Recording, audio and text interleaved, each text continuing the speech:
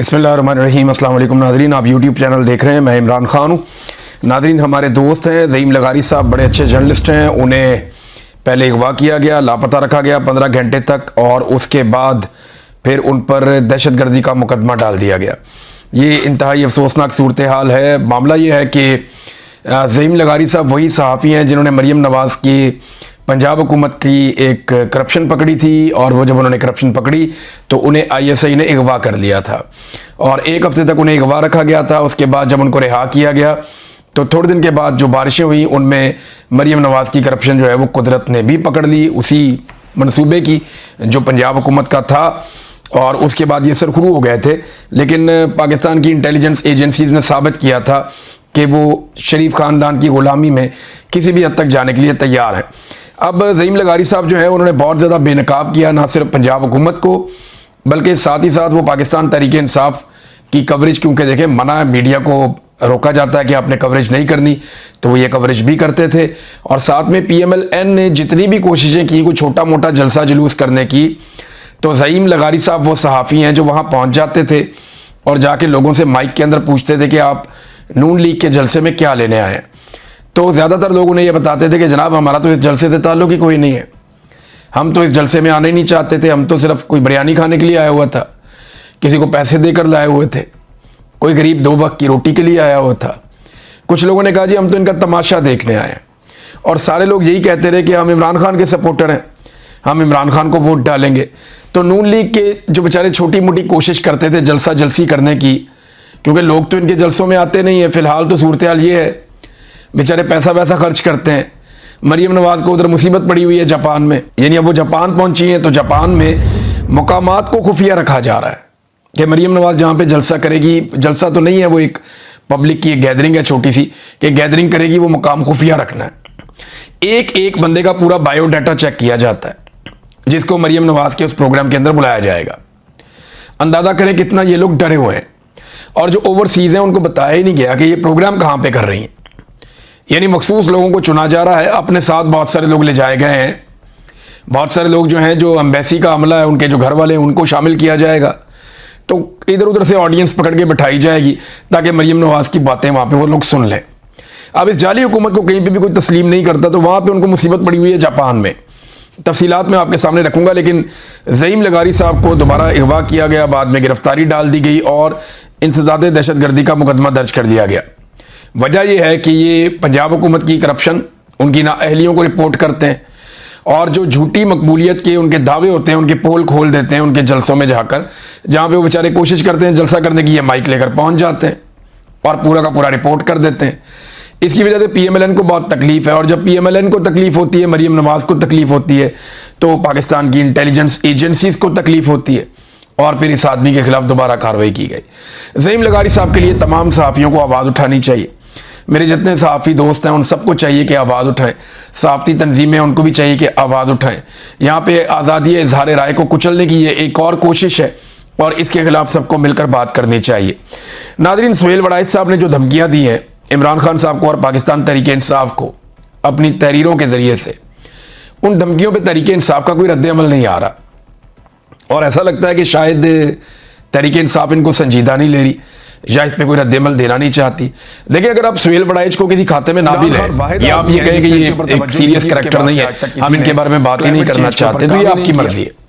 लेकिन देखिए, सुहेल वड़ाइच ने जिनसे मुलाकात की वो तो पाकिस्तान के आर्मी चीफ हैं, वो तो पाकिस्तान के फील्ड मार्शल हैं, और इस वक्त मुल्क के स्याह और सफ़ेद के मालिक हैं। बल्कि हमेशा से ये फौजी सरबराह जो है वही पाकिस्तान के स्याह और सफ़ेद के मालिक रहते हैं। लिहाजा ये जो फौजी सरबराह ने उनसे मुलाकात की और फिर सुहेल वड़ाइच साहब ने उनकी ख्वाहिशात को या उनकी बातों को अपने कॉलम के अंदर लिख दिया, तो अब सुहेल वड़ाइच साहब के मामले को पाकिस्तान तहरीक इंसाफ को संजीदा लेना चाहिए था। और ऐसे मौके पर जब साले जाफर साहब ने भी एक दावा कर दिया, ये साले जाफर वही सहाफ़ी हैं जो सियासतदानों के कमरों से कुछ जिनसी अद्वियात भी निकाल लाते हैं डिक्टेटर्स के कहने पर या उनके अदवार में, और ये मरीम नवाज़ की कपड़ों की तारीफ भी बहुत करते थे गैर मुल्की दौरों में। तो ये हमेशा से एक लाइन लेते हैं। तो अभी जो है साले जाफर साहब के बकौल पाकिस्तान तहरीक इंसाफ की क़यादत सच्चे दिल से माफ़ी पर गौर कर रही है। मुझे समझ नहीं आती कि ये सच्चे दिल क्या है, ये सच्चे दिल की माफ़ी क्या होती है, और ये कैसे, पैरामीटर क्या है, पता कैसे चलेगा कि सच्चे दिल से है झूठे दिल से है? ये तो बात समझ नहीं आती। लेकिन 3 चीज़ें जो है ना वो सुहेल बड़ाई साहब के कॉलम से निकलती हैं या उनकी तहरीरों से निकलती हैं, जिन्हें पाकिस्तान तहरीक इंसाफ को संजीदा लेना चाहिए, क्योंकि उन्होंने फील्ड मार्शल से मुलाकात की बाकायदा यूरोप जाके, ब्रसल्स में। अब बल्कि तस्वीर भी उन्होंने जारी की है, वहां जाके मुलाकात की। उसके बाद उन्होंने ऐसी बातें की जिन पे पाकिस्तान तहरीक इंसाफ को नोटिस लेके बात करनी चाहिए। नंबर 1, ये जान से मारने की धमकियां हैं। इसमें जुल्फिकार दी भुट्टो का जिक्र है, तारा मसीह का जिक्र है जिसने फांसी दी थी, या कोई सानिया हो जाएगा इसका जिक्र है। तो ये एक तरह की धमकियां हैं।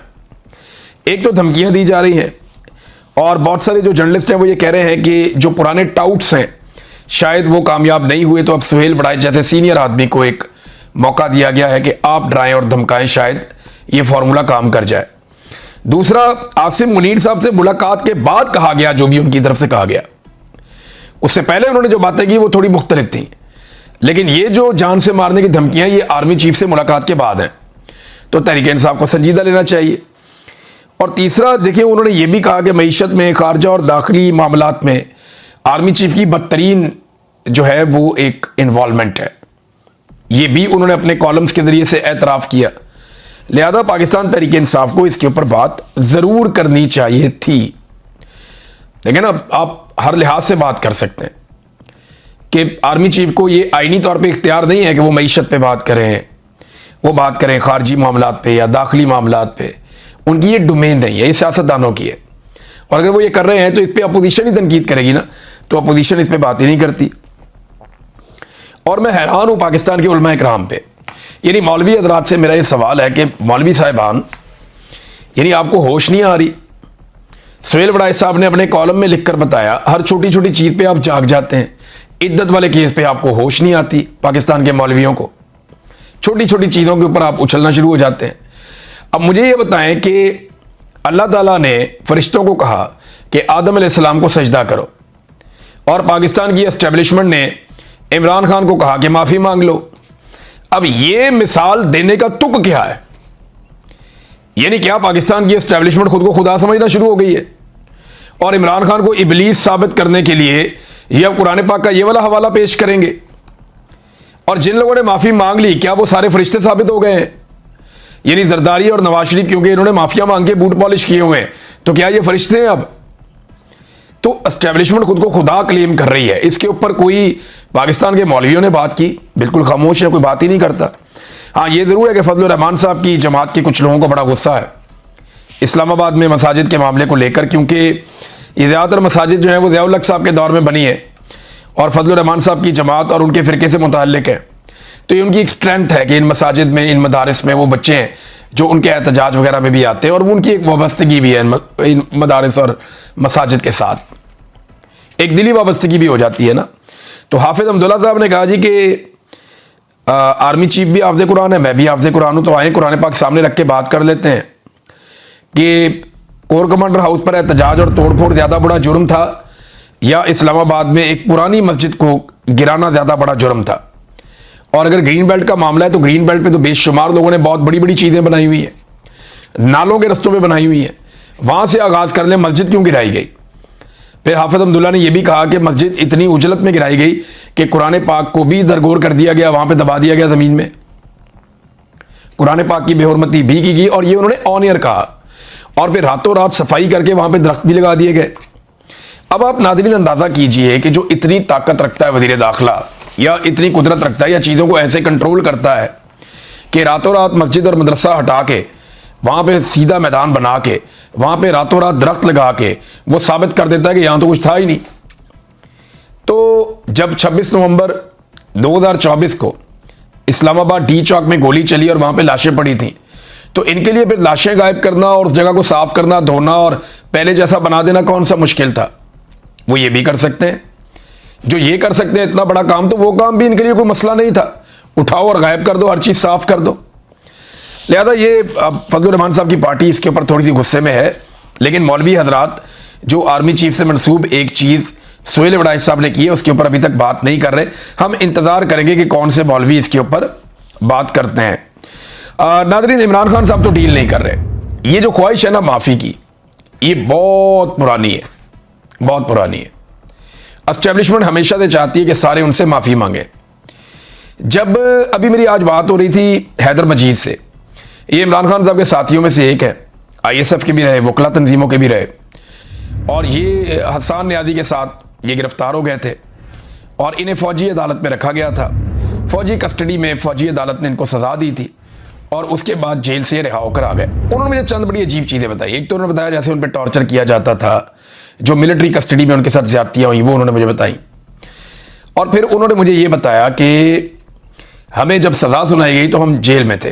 अब सज़ा सुनाने का तरीका ये था कि हमें बुलाया जाता था, वहाँ पे वो लोग मौजूद होते थे, मिलिट्री की जो अदालत के लोग हैं वो भी, और साथ में जो जेल का अमला वो भी, और वहाँ पे एक सिपाही खड़ा हुआ था जो सज़ा सुना देता था। यानी जितने भी लोगों को फ़ौजी अदालत ने सज़ा सुनाई है वो सारी की सारी सज़ा सिपाही ने सुनाई है। अंदाज़ा करें आप, अदालतों में सज़ाएं जो सुनाते हैं वो जज सुनाते हैं, लेकिन यहाँ पे जो सज़ा सुनाई है वो एक सिपाही ने सुनाई है। वो बुलाते थे बंदे को, खड़ा करते थे, उसे कहते थे जनाब आपकी इतनी सज़ा है, ये जुर्म है, अब आप जाएं। और ये सज़ा जो सुनाता था ना वो एक नॉर्मल सा सिपाही था जो ये सुना रहा था। उसके बाद हैदर मजीद ने मुझे बताया कि चंद दिन के बाद हमारे पास वही लोग आए और एक माफ़ीनामा लिख कर लाए। उन्होंने कहा जी आप ये माफ़ीनामे पे दस्तखत करें और हम चीफ साहब को ये माफ़ीनामा भेजेंगे तो वो आपकी सज़ा माफ़ कर देंगे और आप बाहर आ जाएंगे। तो हैदर मजीद ने कहा जी मैंने उन्हें माफ़ीनामा जो खुद लिख कर दिया उसकी जगह पे मैंने उस पर यह लिख कर दिया कि, और चीफ जस्टिस ऑफ पाकिस्तान को लिख कर दिया कि मैं खुद एक वकील हूँ, मैं कानून को जानता हूँ और मेरी उम्मीद पाकिस्तान के चीफ जस्टिस से है, अदालतों से है, और मैंने कुछ ऐसा नहीं किया और मैं किसी चीज़ की माफ़ी नहीं मांगता और ये हमें सज़ा भी गलत हुई है। तो उसने अपना मौक़िफ़ पूरा लिख के भेज दिया। वो मौक़िफ़ आज तक कभी हमारे सामने नहीं आया, लेकिन हैदर मजीद ने मुझे ये बताया। तो माफ़ी मंगवाने का शौक़ कितना आप देखें कि उधर उनको सज़ा सुनाई, फिर उनके पास खुद ही कागज़ लेकर जा रहे हैं कि आप हमसे माफ़ी मांग लें, आपकी बड़ी मेहरबानी होगी। उन्होंने नहीं मांगी। मैं जब ISI की कैद में था, जबरी तौर पे लापता था, तो मुझे उन्होंने कहा इमरान खान कब तक टूट जाएगा।